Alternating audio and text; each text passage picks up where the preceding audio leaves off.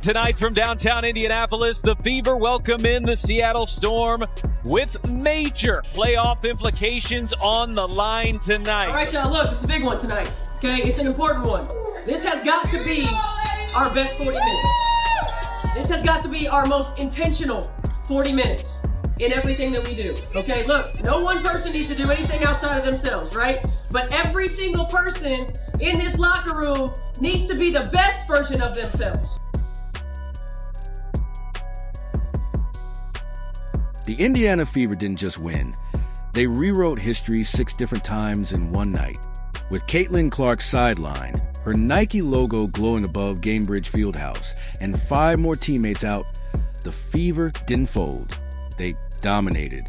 Indiana crushed the Seattle Storm by 20, and in the process, they proved this team is more than survival mode. It's record-breaking mode. From historic performances to a playoff push that's suddenly real, this was the kind of game that shifts an entire season.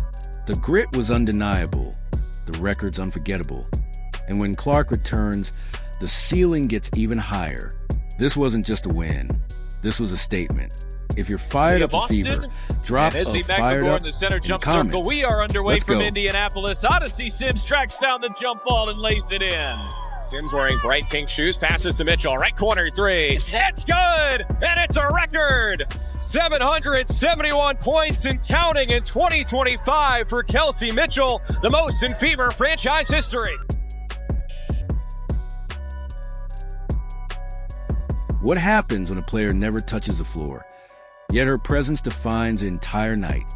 That was the scene at Gainbridge Fieldhouse, where Caitlin Clark, dressed in street clothes, commanded the spotlight without taking a single shot. Nike chose this game to unveil her signature logo, and suddenly, a late August matchup felt more like a citywide celebration. The double CC lit up the arena, projected across massive displays outside, printed on t-shirts handed to every fan, stitched into the atmosphere itself. Within minutes, thousands slipped them on, turning the stands into a unified sea of Clark's symbol. The buzz was unmistakable. Gainbridge didn't feel like Gainbridge anymore. It had been transformed into Caitlin Clark Arena. Banners, merchandise, limited edition gear clutched by fans. It was everywhere. Her absence on the court didn't dull the energy. If anything, it amplified it. This wasn't just a regular season WNBA game. This was culture, emotion. And with every pre-game cheer, every mention of her name, AB's been the one that's been most affected swelled. by all of our injuries. Even as Clark set out her 16th straight game. And how they get it to her, and it's not just getting her the ball, it's where you get it to her, getting it to her on time, on target, thinking one pass ahead, all that matters. And I thought today, her aggressiveness with the ball in her hands to the rim, getting into defenders, playing low to high instead of high to low. When she plays like that, there's nobody that can stop her. And, she set the tone for us, really on both ends. She had the NECA assignment as well and set the tone for us on both ends. And, she was terrific.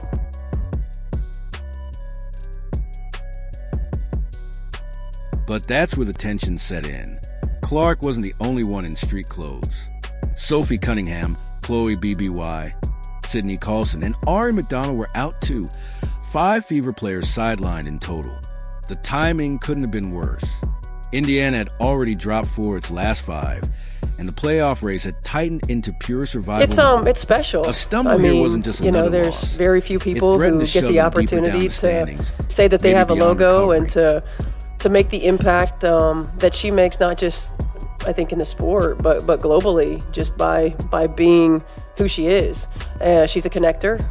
She brings people together, and I think for us to be a part of that, and whether it's as simple as being able to celebrate all of these things with her, or as much as walking out into the arena and seeing the whiteout on the chairs out there, it's really cool.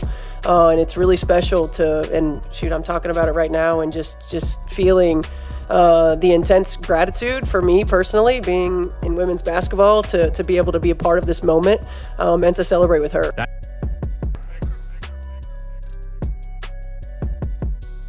The story of the night became a study in contrasts. Off the court, Indiana staged a spectacle around its star. On the court, the Fever rolled out a roster stitched together by absences and tasked with containing a dangerous Storm team.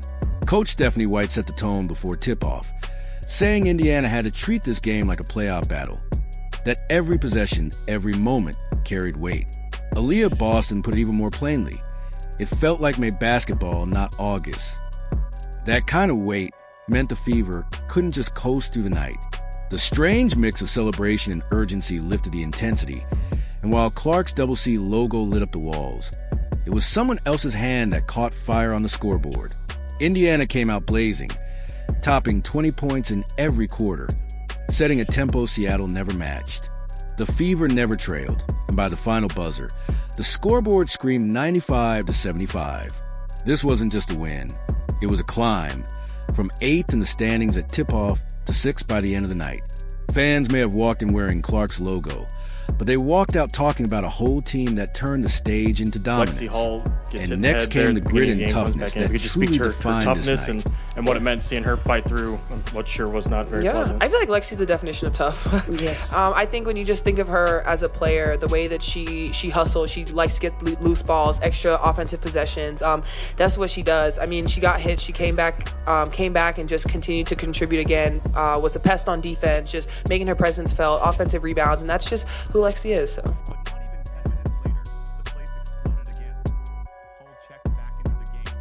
What marks the turning point of the season? A moment when a team could have folded under injuries but refused to. In this game, you didn't have to wait long to find out. Just minutes into the first quarter, silence swept through Gamebridge. Lexi Hull and Gabby Williams collided violently, heads crashing as they scrambled for a loose ball. The thud echoed, and then came the sight. Hull walking off, a massive welt already rising on her forehead. The celebration that had charged the arena instantly shifted into uneasy quiet. With 5 Fever players already sidelined, that was disgusting. I don't know if the you thought saw of losing it, but, Hull 2 felt like the breaking point. it just, it's who she is. She's just a tough young woman who battles every possession, and you can never tell if Lexi does, if she's hurt, if she's injured, if she goes down, if she gets back up. She just always has the same expression, and she just plays her butt off. And I'm thankful that it wasn't worse, and thankful that she was able to come back. But she really kind of epitomizes the toughness and the grit of this team. But less than 10 minutes later, the arena erupted again. Hull checked back in, swelling still visible across her face, and the energy flipped instantly. Her toughness set the tone. Afterward, Aaliyah Boston summed it up. Hull is the definition of tough, and you could see why. Coach Stephanie White didn't hold back either, calling the collision disgusting. Hull herself, though, brushed it off, downplaying the injury and even joking later that everyone kept telling her she looked beautiful with the lump. That Williams willingness drive, to keep passes, fighting resonated. Breezy with a It block. became the spark She the Fever swats rallied around. Malunga. Fever in transition, left to right. Powers at the right elbow. Backing down Diggins, passes left wing. Kelsey fires, got it. The defense to offense, and the Fever lead by 10. It's 22-12 with 2 minutes to go in the first quarter.